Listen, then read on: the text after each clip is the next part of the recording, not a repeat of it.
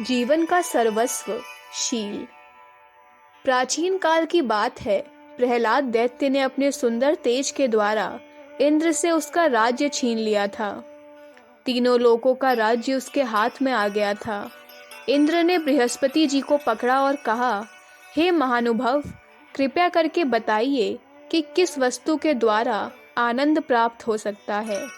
बृहस्पति जी ने उत्तर दिया कि ज्ञान सबसे बड़ा आनंद का द्वार है, परंतु इंद्र को इससे संतोष न हुआ।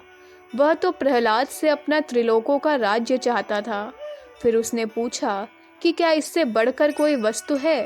बृहस्पति ने उत्तर दिया, पुत्र, इससे भी बढ़कर है, परंतु वह तुम्हें भगवान जो शुक्राचार्य हैं और जो असुरों के पुरोहित हैं बताएंगे।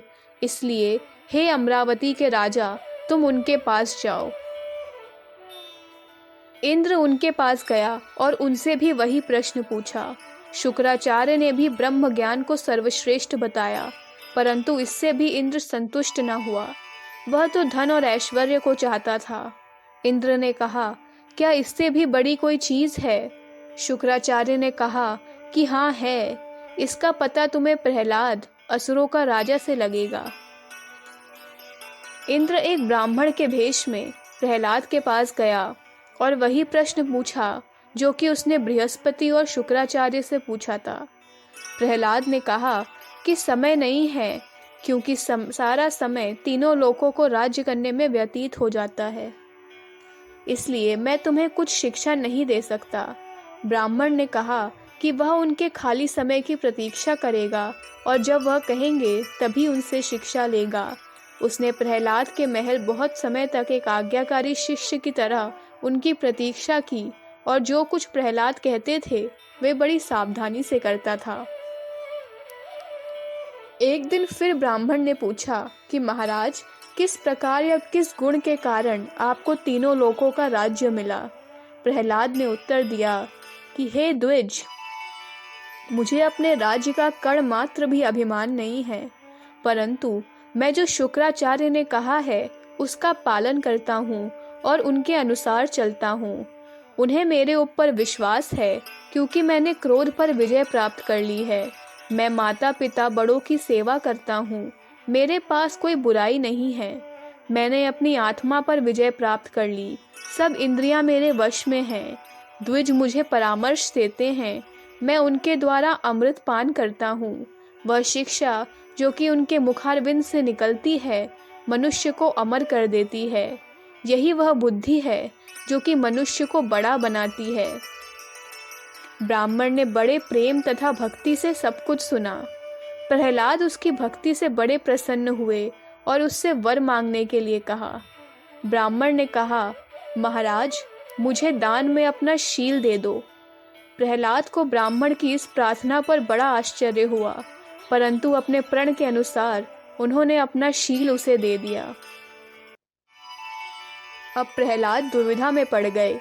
एक तेज की मूर्ति उनके शरीर से निकली। प्रहलाद ने पूछा कि तुम कौन हो। उसने कहा कि मैं तुम्हारा शील हूँ। तुमने मुझे छोड़ दिया है। अब मैं ब्राह्मण के शरीर में निवास करूँगा। इतना कहते ही वह आकृति विलीन हो गई। उस आकृति के अंतर ध्यान होते ही दूसरी तेजमयी मूर्ति उनके सामने आई। प्रहलाद ने पूछा, तुम कौन हो। उसने उत्तर दिया, मैं धर्म हूँ। मैं शील के साथ ही निवास करता हूँ, इसलिए मुझे उनका अनुसरण करना है। तीसरी आकृति उनके सामने आई। प्रहलाद ने फिर पूछा कि तुम कौन हो। उसने कहा, मैं सत्य हूँ। मैं धर्म का अनुगामी हूँ। जहाँ धर्म है वहीं मैं हूँ।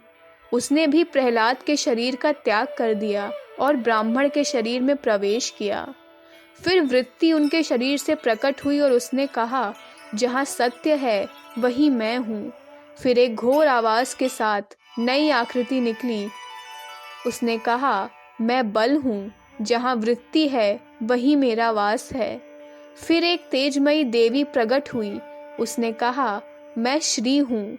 जहाँ यह सब शक्तियाँ रहती हैं वहीं पर मैं भी वास करती हूँ।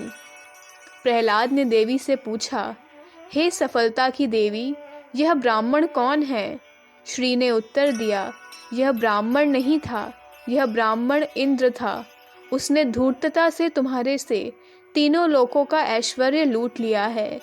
जब आपने अपना शील छोड़ दिया तो इसका अर्थ यह है कि आपने अपना धर्म, सत्य, वृत्ति, बल सभी कुछ दे दिया।